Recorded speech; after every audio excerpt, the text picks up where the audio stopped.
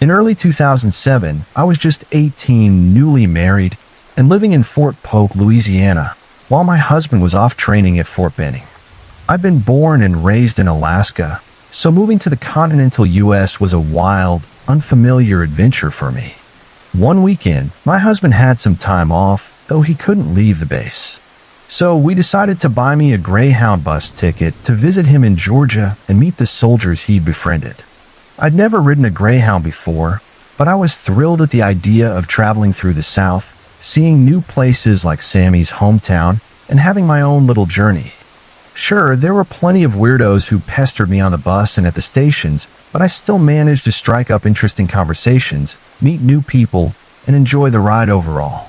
Every station we stopped at along the way was open, with food options, places to charge my phone, and bathrooms.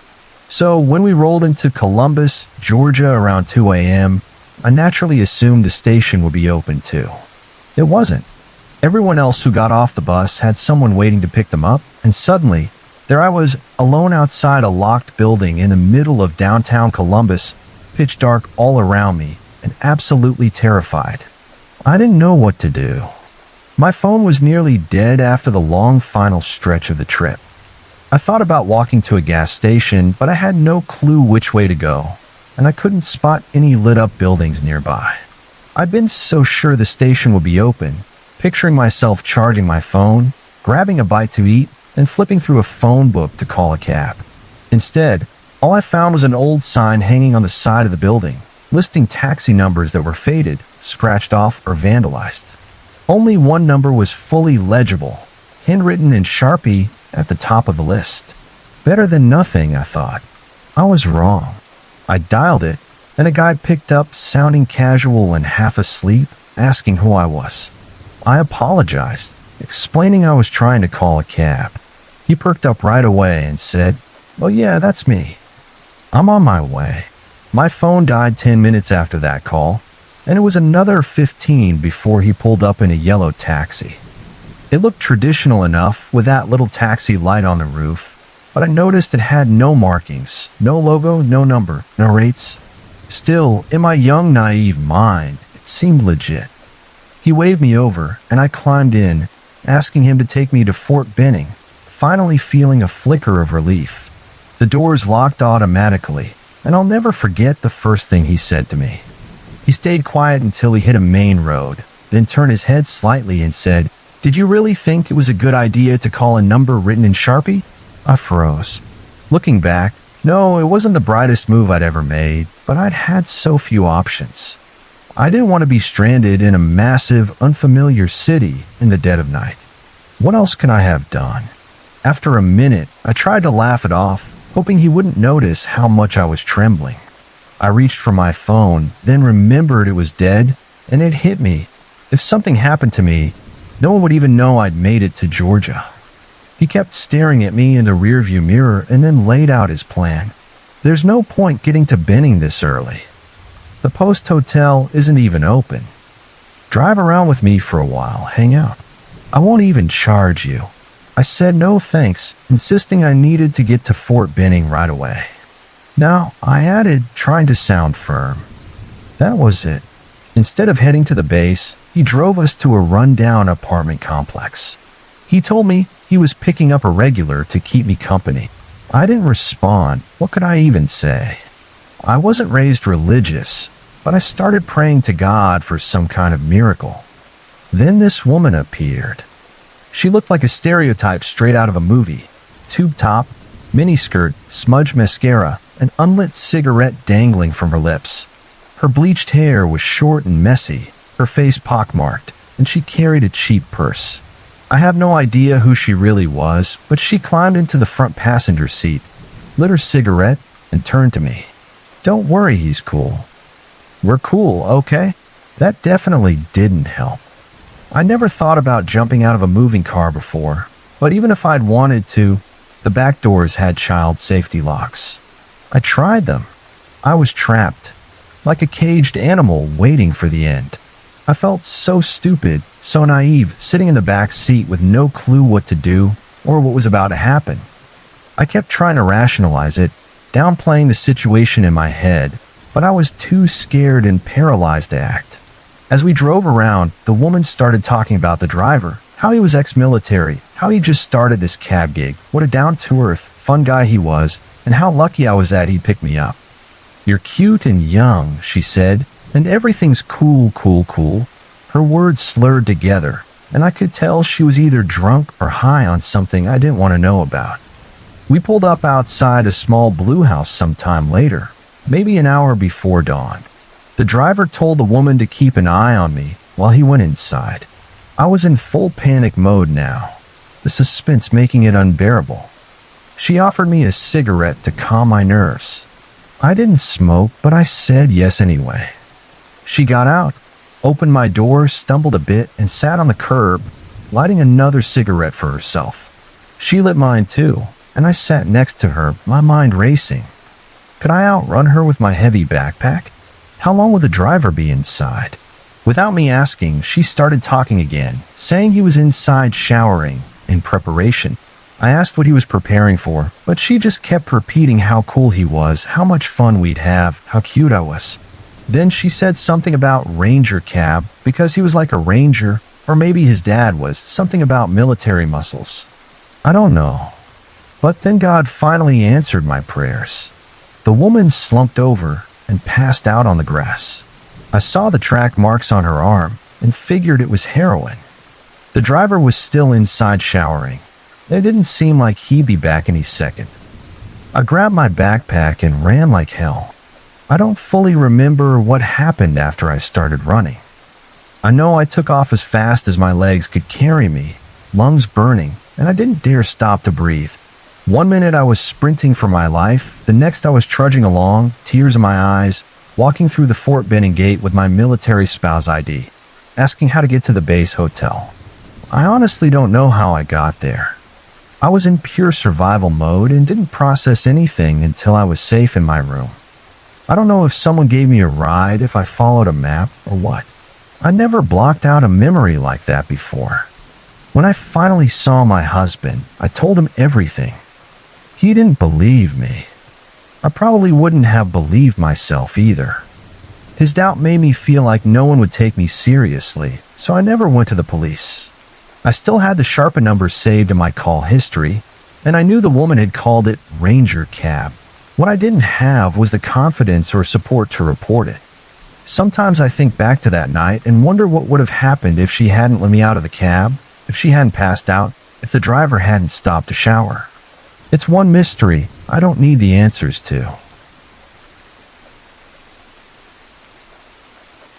When I was 8, my family decided to take a summer vacation and bring us to a big, famous water park a couple of hours from home. It was me, my older sister Lily, who was 11 at the time, my little sister Emma, who was 5, and my uncle, who's paraplegic, along with his girlfriend. We got to the water park, and my uncle and his girlfriend ended up staying at the cabanas right by the entrance because it was the only spot with shade, and he had no plans to get in the water with his wheelchair. So they let us kids go off on our own for the day, a big mistake. Since the tubes were either for 1 or 2 people, Lily decided to ride with Emma in a double tube and let me take a single one, telling me to just hold on to theirs. That worked fine for a bit, but then we hit the lazy river that looped around the whole park. Toward the end, got fast and wild, with waves crashing into you and everything. I lost my grip on their tube and flipped out of mine. By the time I realized I'd lost them, I figured it wasn't a big deal and I'd catch up with them soon enough. So there I was trying to climb back into my tube, but for some reason, I just couldn't manage it. A man noticed me struggling and came over to help. I finally got in, thanked him, and tried to float away, but he wouldn't let go of my tube. Instead, he started talking to me, asking why I was alone. I explained that I'd lost my sisters, and he suggested getting on the tube with me because he didn't want me to get lost or drown. I said okay, and we got on a double tube together.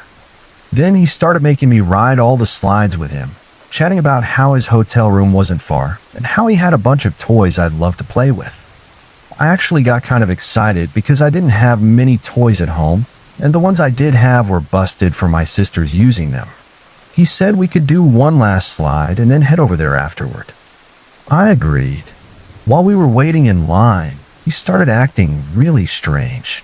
He kept swimming under our tube, playing with my feet and legs, and telling me they were pretty. There was a young couple behind us watching all this go down, and I guess they could see how uncomfortable I looked because they tapped me on the shoulder and asked if I was okay. Before I could answer, the man tried to speak for me, but they cut him off and said they were talking to me. I told them I was fine, but the look on their faces made something click in my head. Whatever was happening with this guy wasn't right. After we got off the slide, I told him I had to go. When we reached the opening of the river, I said I wanted to get on a single tube by myself because I needed to find my sisters. He told me I couldn't do that he had to watch me, and I wasn't allowed to leave him. The second he said that, this wave of fear hit me. I ducked out of the tube and started swimming. When I looked back, he was right behind me, swimming after me. I made it to the entrance of the river and grabbed a single tube, but he caught up, grabbed it, and flipped me out, saying I needed to get on a double tube with him. I didn't feel safe anymore. So I bolted, ran out of the water and straight to my uncle and his girlfriend at the cabanas. I didn't tell them what happened, just said I was tired of being in the water. After sitting there for a while, I didn't see any sign of the man. Thankfully, Lily and Emma made it back to the cabanas safe and sound too, and we all left together.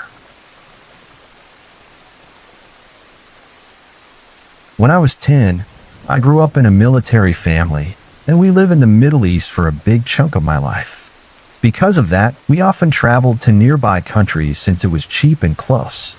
On this particular trip, we flew into Cairo, Egypt, the kidnapping capital of the world at the time, for a long weekend. We only lived about 2 or 3 hours away, and it was late when we landed. We were staying at the Marriott Hotel, which had a taxi or shuttle service that was supposed to pick us up. For some reason, our driver never showed, so we had to scramble to find regular taxis to take us there. It took forever that late at night, but we finally found one offering a decent deal. Taxis there don't use meters, they just give you a flat rate they decide on, and we started heading toward the hotel. Out of nowhere, another taxi basically T-boned us right in the middle of the road, forcing us to stop. A lot of places in the Arab world don't have clearly defined roads, so it wasn't all that shocking we got hit. True to form, both drivers jumped out of their cars and started yelling at each other, blaming one another, looking like they might even start swinging. Eventually, they got back in their taxis and went their separate ways. My family and I were stunned. We'd been in Egypt for less than 2 hours, and we're already in the middle of a wild adventure. We finally made it to the hotel exhausted. It must have been 3 a.m. by then. Our driver helped us unload our bags and get settled, then said he felt so bad about the accident that he'd pick us up the next morning and take us to the Great Pyramids, which was on our itinerary, for a really cheap rate. My parents agreed and set a time for him to come back, though I can't recall exactly when. Fast forward to the next morning, we were all ready, buzzing with excitement to see how crazy the day would be. Sure enough, our driver was outside waiting for us, leaning against his car like some character from an old movie, right on time. I'm a blonde-haired, blue-eyed girl with a deep tan back then, and in Egypt, that stood out like a sore thumb. When the driver saw me in daylight, he gave me the creepiest, most unsettling look that sent chills down my spine. Even at 10, I knew something was off about him. Still, we piled into his taxi and headed for the pyramids. The whole ride, he kept trying to talk to me, joking around with me, which I found super creepy and bold since both my parents were right there. We got close to the pyramids, where there's an entrance for people to walk the long distance on foot and another entrance taxis can use to drive through. You have to pay to see them, strange but true.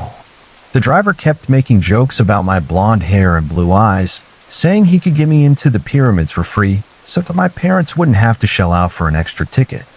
We laughed it off, and my parents paid him, thanked him, and started getting out of the taxi. I don't remember exactly how it happened, but after I stepped out, he got out too and motioned me toward his trunk. I was confused, thinking we'd forgotten something, so I hung back while my parents walked toward the gate, figuring I'd grab whatever we'd left behind. He popped the trunk, and it was empty. Then he grabbed my arm, put a hand on my back, and started pushing me toward it, saying over and over, "I'm getting you in for free," while I fought back. I freaked out and screamed for my mom and dad at the top of my lungs, terrified. When they heard me and realized I wasn't behind them, they turned and sprinted back to the car. The second the driver heard me scream, he let go, slammed the trunk shut, and peeled out of there just as my parents reached me. I was sobbing, scared out of my mind, knowing an Arab taxi driver had just tried to shove me into his trunk and took off the moment I called for help. It's horrifying to think what might have happened if he'd been stronger, more prepared, or faster. He's the reason I'm still terrified of taxis, Ubers, Lyfts, any kind of car service like that. I grew up in a small town in Texas after that, a place so tiny everyone knew each other. Even if you didn't know someone's name, their face was at least familiar, and that felt safe. I grew up with 3 siblings, and we'd always walk to and from school together. At the time of this memory, I was a 7-year-old boy, and I remember it being an unbearably hot day. For some reason I can't recall, I was walking home alone that day, which was really unusual, almost never happened. We didn't live far from school, but we'd take these tucked-away routes we thought were shortcuts. This particular path had just a few houses, most of them empty, so it was usually a quiet, dead area where you'd rarely even see a car pass by. I remember thinking how scorching it was, how heavy my backpack felt, how I couldn't wait to get home. About halfway there, out of nowhere, I heard a car creeping along behind me. After walking for a bit, I finally turned around and saw a small black car. I could barely make out that there was more than one person inside. Being a shy, anxious kid, I tried to ignore it and kept walking, but it kept trailing me slowly. Part of me wondered if it was a prank. When my family first moved to this small town, we got teased a lot for being the only Asian family around. After what felt like the longest, most awkward minutes of being followed, I started feeling uneasy. So I stopped walking and stepped further to the side to see if they'd just pass me. Even then, I didn't think I was in danger. This little town was known for being safe, and like I said, everyone knew each other. The car rolled up beside me, and the passenger window came down. There were 3 young men inside, not teenagers, probably in their 20s. I was thrown off because I didn't recognize any of them, which was odd for this place. The guy in a passenger seat smiled and said, "Hey, do you need a ride?" Still naive and not sensing anything wrong, I thought it sounded tempting. It was so hot out. But instead of saying yes, I just mumbled, "What?" He repeated, "Do you want a ride?" Then the guy in the back seat opened the door and grinned at me, like he was inviting me in. Even though I kind of wanted a ride home, I said, "What?" again. All 3 of them smiled and chuckled. The passenger seat guy said it once more, "Do you want a ride?" still smiling. By now, I was so embarrassed and nervous that I just said, "What?" again. The quiet was broken by the sound of a screen door creaking open in the distance. I glanced over and saw a familiar elderly woman standing at her house, looking at us. Looking back, I think she did that on purpose to let them know she was there. Maybe to spook them off, because it was obviously a shady scene she was watching. I turned back to the men, and none of them were smiling anymore. Their faces were serious. The guy in the passenger seat said, "Get in the car," so sternly, and suddenly it almost felt like a growl. I felt cornered, like there was this weird urgency, and it made me even more nervous. Naturally, I said, "What?" again. Then I heard the woman's screen door shut, and she stepped out onto her porch, making herself even more obvious. The men looked visibly annoyed. The passenger seat guy just said, "Forget it." The backseat guy slammed his door shut, and they sped off. Still totally clueless about the danger, I remember thinking as they drove away, "Dang it, I could have gotten a ride home," which is both funny and terrifying to think about now. I turned to the elderly lady on her porch, and she gave me a gentle smile. I shyly smiled back and kept walking home. It wasn't until years later that I realized how sketchy that whole situation was. I'm so grateful to that old woman who basically scared those strange men off. I was so close to willingly getting in their car, And if she hadn't been there, who knows what they might have done once they lost their patience. It gives me chills today to think about what could have happened if I'd climbed in with those strangers. So thank you, kind elderly woman. And to the 3 guys in that black car, let's not meet again. This happened on Halloween when I was about 11. My friend and I decided to go trick-or-treating. Yeah, we were a little old for it, but we just wanted some free candy. I lived in a really nice neighborhood, one of those places where everyone hands out full-size candy bars, so it wasn't unusual for tons of people to show up there to trick-or-treat. But that also meant each house had about an acre of front yard, so it took around 3 minutes to walk between doors. It was a good night for Halloween, weather-wise, not too cold, not rainy or anything. That's important later. So it's getting close to 8:30 p.m., and after hanging out on the golf course, checking out our candy haul, we decide to head home and call it night. The street I lived on was shaped like a giant U, a little over half a mile from the top of one side, down the bend to the other. We were walking toward the far end of the U, away from my house, because we wanted to take the long way since it was such a nice night. By 9 p.m., hardly anyone was out anymore.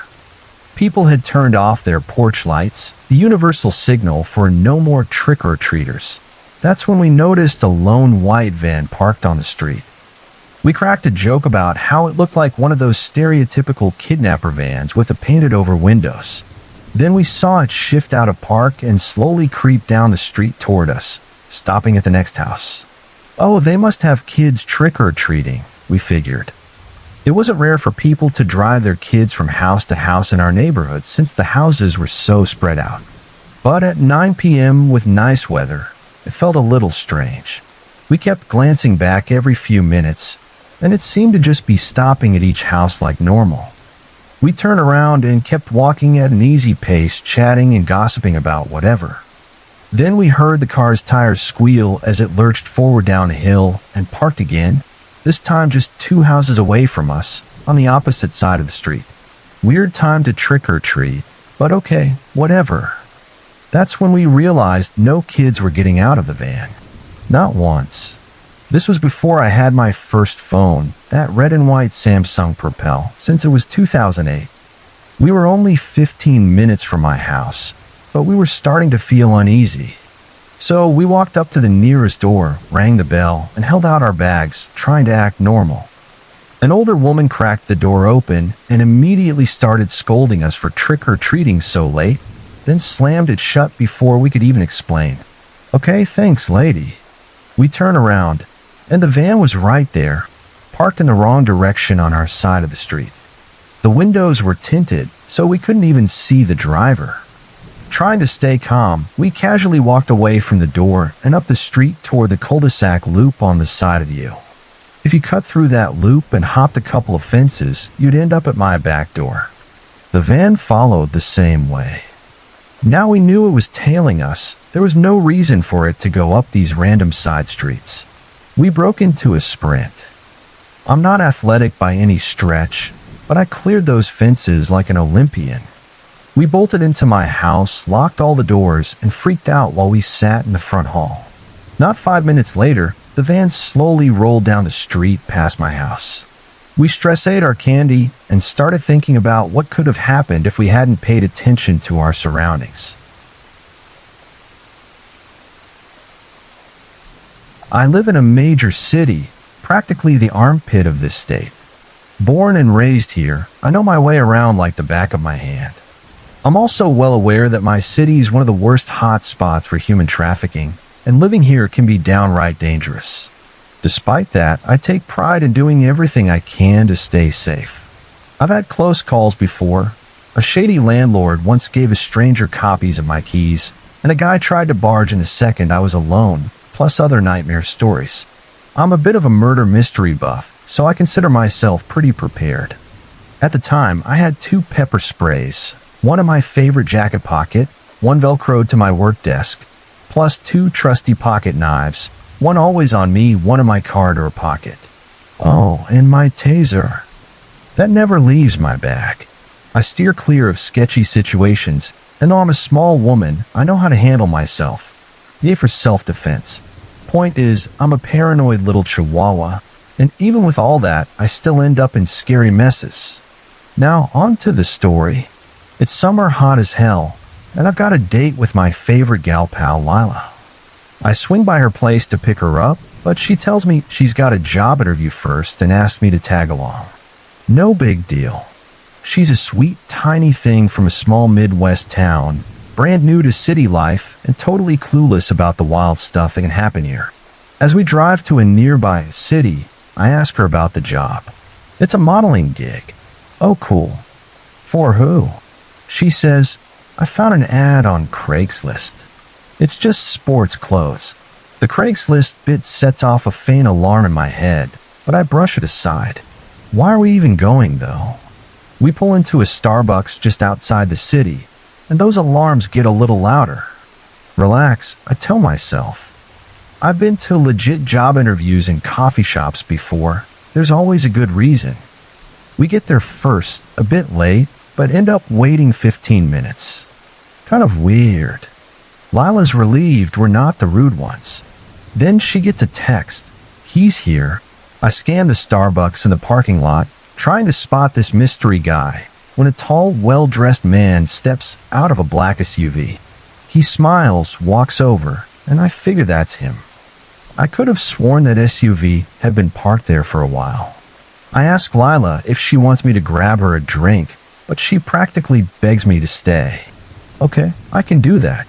It doesn't seem professional, but I don't argue. The guy, Jack, leads us to an isolated table outside and doesn't say much about me being there, just that it's fine. I pull out my phone and text my fiancé where I am and what's up. He texts back, hey, be careful, all caps. I sit there, ready to watch this play out. Jack's got this weird accent I can't place. Looking back, I'm not even sure it was real. He starts asking Lila the usual questions, and I notice she's totally bombing it. She's got no experience and didn't even bring a portfolio, but he doesn't seem to care. The alarm in my head's louder than a whisper now. It turns into a full-on blare when he asks if she'd be okay doing lingerie shoots too. Dear, sweet Lila says she doesn't mind, but would rather stick to sports clothes like they talked about. She asks to see his work, and he pulls up an Instagram page. All lingerie, no sports clothes at all. He flashes it in front of her face and yanks it away fast. When she asks if there's more, he says, that's it, and rushes the conversation along. He insists we need to go to his studio, someplace he name drops briefly, to sign papers and get everything sorted.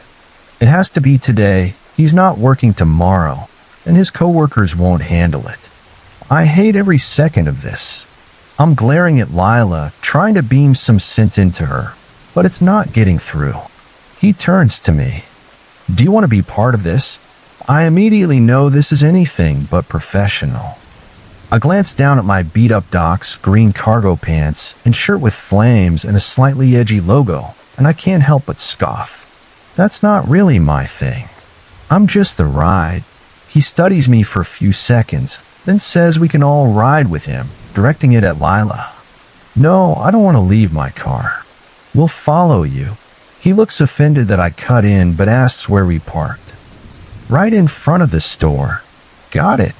I pull Lila to my Jeep, making sure we walk behind him.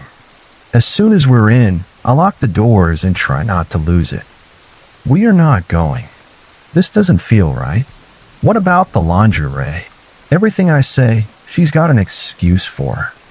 We pull out of the lot, and I follow Jack's SUV, but I'm racking my brain for a way out. Lila doesn't like the lingerie twist, but she says it could be a foot in the door, and she desperately needs cash. What if it's legit? He was alone anyway. You've got your knife and spray, right? Of course I do, but I'm 5 feet 2 inches, this guy's 6 feet 3 inches, and Jack could have buddies. I'm not about to risk killing someone or getting killed. I realize Lila's bat's hit. We drive on as I try to reason with her, heading out into the desert, middle of nowhere. There's a divider in the road blocking U-turns, and I get this creepy vibe that Jack picked this route on purpose. I'm desperate now. I whip out my phone, snap a pic of his SUV's license plate, and post it to Snapchat where friends can see it. Lila's starting to squirm, realizing how far we've gone.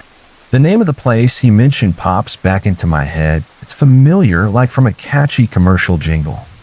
A restaurant or hotel or something. Please, just look it up. She does. It's a casino. Unless this guy rented a space, there's no studio there. It doesn't match what he told us. Lila's freaking out now. I tell her this isn't uncommon. He was trying to confuse us the whole time. She'd had this hesitant, confused look during the interview, like it wasn't what she'd been promised. She finally agrees we need to ditch this, and I can breathe again. I notice every 5 minutes or so, there's a gap in the median. It's a rough, quick stop and turn, but I'll have to make it work. So I do, and we peel out of there. Lila gets a call from Jack, ignores it. I convince her to call back. Nothing. Like the number blocked her. It didn't even go through.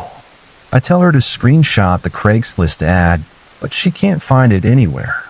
It's like every trace of Jack vanished. We head back to her apartment, and I tell her she needs to report this. She promises she will, but later, she doesn't want her husband to know. He didn't even know about the interview, and she doesn't want him to hear what happened. If I hadn't driven her, she'd have gone alone, not telling a soul, and who knows what could have gone down. I try not to chew her out too hard. Just remind her our city's a different beast, way more dangerous than where she's from. Sweet Lila, I hope you're a bit more awake to the world now. I'm sorry for that. It's been a few months since we drifted apart, and I worry about all the oblivious, crazy stuff you might stumble into. Since then, I've upped my game. 3 pepper sprays now, 1 for the car, and a new pocket knife thanks to Dad. She's gorgeous. I'm almost 4 months pregnant and finally ready to get out of this damn dangerous city. Please, please, please, dear listeners, stay safe out there. It's a scary world, and be damn careful with Craigslist. Jack, if you're really the creep my gut says you are, I hope we never cross paths again. I spent my childhood in a tiny Texas town until I was 13, and every memory from those years is rooted there. My dad lived in Austin and would pick me up every other weekend, plus holidays and summers, so I knew there was a wider world beyond our little bubble. Still, that town, population 393, was home, the only place I truly knew. In a town that small, nothing stayed secret. Everyone knew everyone's business. There was petty crime, some folks using drugs, the odd peeping Tom, but it was never a mystery who was behind it. The guy caught sneaking looks through windows was someone we all recognized, and he cleared out fast once word spread. You couldn't get away with a thing if even one person saw you. Our town was hemmed in by bigger ones, so we barely qualified as a school district. Kindergarten through 12th grade shared one building, and we were a shaky 1A school. If you're Texan, you know what that means. We didn't even have a real stoplight, and I still don't know if they've got one now. There was one gas station, half the time shuttered, and no grocery store. We had a volunteer fire department, but no police. Not a single one. If you needed help, you'd call the next town over 20 miles away in the same county. They acted like they were our cops, but try getting them to haul ass 20 miles for an emergency. When I was around 10, rumors started swirling about a handyman named Mark. He was a middle-aged guy, big and broad, someone everyone had hired at some point. Then we found out he'd inappropriately touched a couple of kids in town, one of them my next-door neighbor, a teenage girl whose dad treated Mark like family. We all knew his face, and once it came out, this wave of shame hit us for being so naive. Everyone had crossed paths with him, thought he was decent, even felt safe around him at one time. Those 2 incidents stretched over a year, and after the kids spoke up, he vanished from sight. The adults turned their backs on him. See ya, Mark? 3 years later, I'm in 6th grade. One of my schoolmates' parents asked my mom if their 2 daughters could crash at our place on a school night. They had an early court date and needed time to get ready. My mom, a single parent, didn't hesitate to say yes. She's the kindest, most understanding woman, sometimes too much, which land her in trouble, but it's also why she's such an amazing mom. We spent most of the day messing around outside in the neighborhood, then came back to set up my room with 3 beds while Mom worked on dinner. But when we walked in, something was off. Mom looked like she was either about to leave or had just gotten back, which didn't make sense. There was nowhere to go around there. Then I saw it. She was drunk, like sloppy drunk. How long had we been out? The sun had just gone down, maybe 2 hours. Here's some context. Mom's small, 5'1", 120 pounds. She almost never drank when I was growing up, and when she did, it was glaringly obvious. Glassy eyes, slurring words, wandering stares, anger, lies, nonsense. But it was so rare I could count the times on one hand. Whenever I spotted her with a beer, I'd lose it because I knew she'd change. It didn't happen often, so every meltdown I had stuck with me. That's why this hammered state threw me off. I knew it was the booze. I was mortified. My friends didn't deserve to see this train wreck. I herded them straight to my room, where we got ready for school the next day, and climbed into bed without eating. I knew they were probably starving, so I lay there, wide awake, thinking up breakfast ideas to make up for it. The only light in the room slipped through the doorframe from the kitchen. I figured Mom was still in there. We could hear her stumbling around. Then one of my friends nudged my leg and whispered, "Zoe, did you hear that, man?" I went stiff. Dread punched me in the gut, and it hit me. I hadn't heard Mom in over an hour. Had she left after we got home? Driven off that drunk? Was she even back? I listened hard, my ears buzzing from the tension. Then I caught a woman's laugh, soft, but failing to stay quiet, like a teenager sneaking around. That was Mom, no doubt. But the man's voice that came next put a knot in my throat. It sounded so familiar. I focused harder, and the next words made my whole body buzz. My head heated up, and my heartbeat thumped in my ears. Mom said, "So there's 3 of them in there. She's having a sleepover." I shot out of bed and lunged for my door, telling my friends to stay put. I slipped into the hallway, snatched the house phone off its stand, and took a deep breath before charging into the kitchen. I shoved Mom behind me, planting myself between her and him. It was Mark. I locked eyes with him and screamed with every ounce my 13-year-old voice could muster, "Get out of my house." He staggered back, caught off guard, and obviously drunk too. Mom came at me from behind, yanking me back, but by then I was 5'4", her size or more, and she couldn't move me. I stood firm, glaring at him, dialed 911, and before hitting talk, I shouted again, "Get out of my house now, or I'm calling the cops." My friend's parents are already on their way. They weren't, but it was the best bluff I had. All I could think about was Mom on the verge of passing out, eyes half shut, barely standing, and this town-known creep in my kitchen, knowing 3 young teens were asleep next door. No way was I letting him stick around if Mom blacked out and left us defenseless. He stared at me for a beat, and I hit talk without thinking. The phone rang, and when he saw I wasn't messing around, he ran. I knew Mom was about to flip, so I bolted after him, but toward the bathroom, and locked myself in. The house was under 800 square feet, so I caught him dashing out the front door as I hit the bathroom in 5 seconds flat. Shaking and sobbing, I spilled everything to the operator, begging for help. I wasn't worried about Mom getting in trouble. I just wanted my friend safe. I didn't know if he'd come back. She said help was coming, but hung up. It took them 3 damn hours to show up. By then, my friend's parents were there, trying to talk to Mom. The rest of the night was hell. While we waited, I think they eventually nabbed Mark for something in another town, but I never learned where he came from that night or why Mom picked him up. She couldn't recall a thing. She was that wasted. That night sparked a 3-year spiral for her, lost to alcoholism. It came out of nowhere and tore my family apart. She lost 3 years of her life, and I wish I'd never had to live through them. But it made us who we are today, and I wouldn't change that. Mom put me through plenty of scary crap, but facing down someone that twisted at 12, that's burned into my memory. This happened a number of years ago when I was a 24-year-old guy living in Aberdeen, Scotland. I shared a flat with a 27-year-old Romanian girl named Elena. We got along fine, friendly enough, but not exactly friends. On her birthday, she asked if I wanted to join her and her mates for a few drinks. She worked at this dingy, cheap strip joint behind a bar, so she could score free booze there. Luckily, I already had plans, so I passed. I've been to that place before, and it was grim, depressing as hell. So we both went out that night, but separately.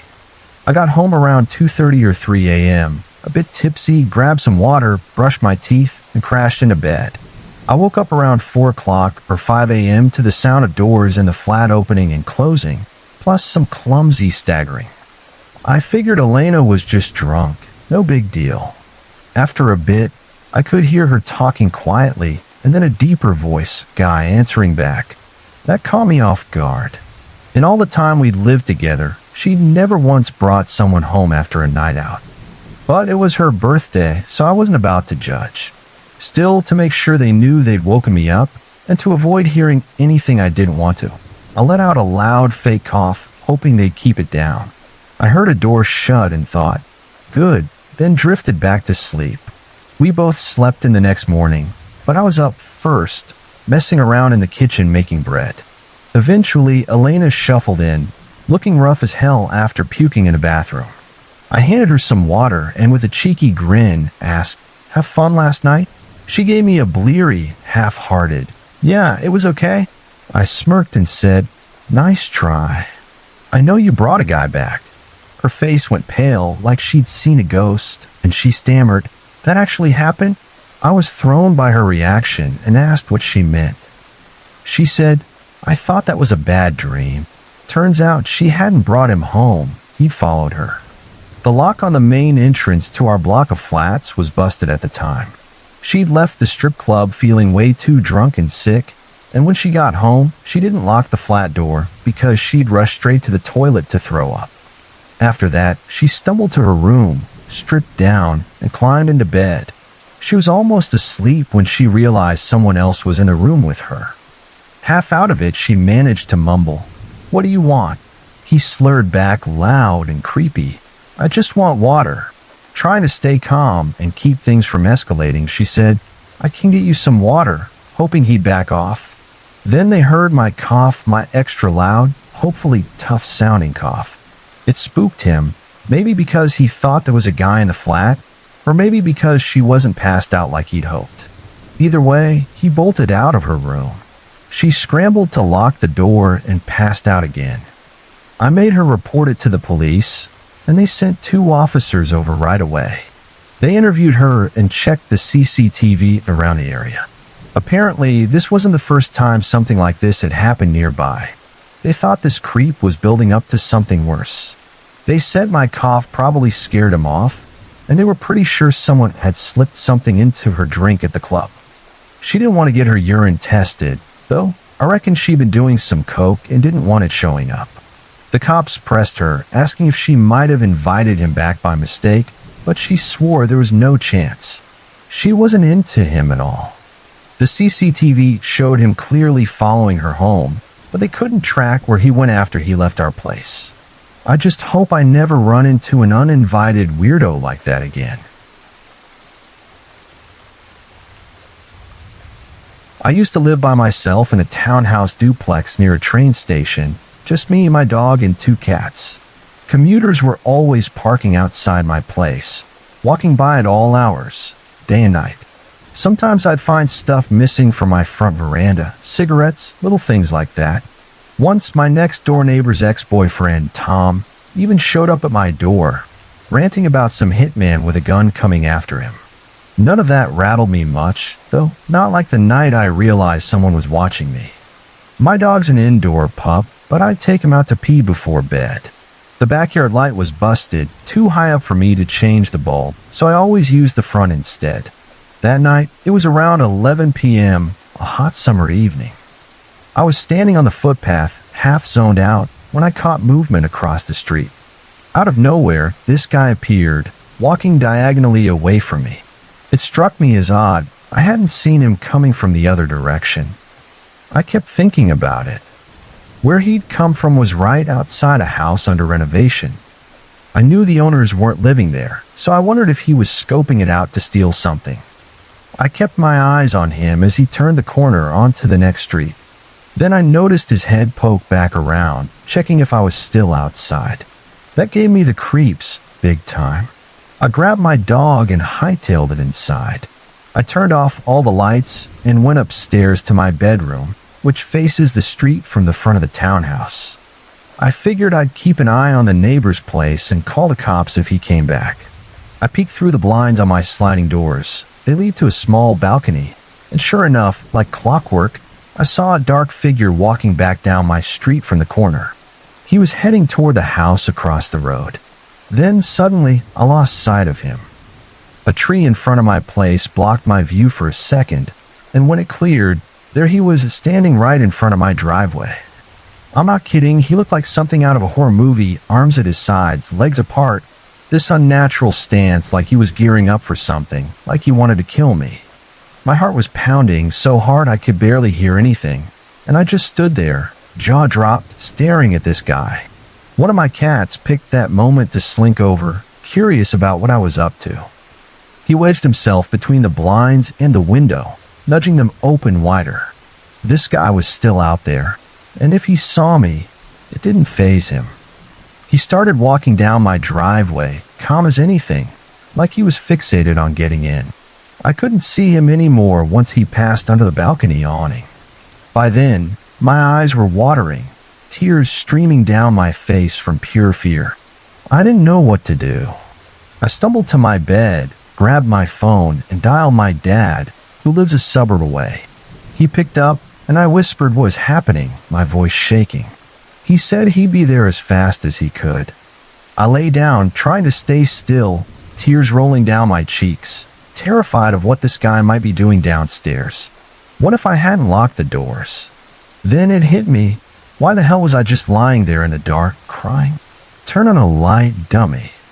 So I did. What felt like forever was probably just a couple of minutes. My dad showed up, armed with an umbrella.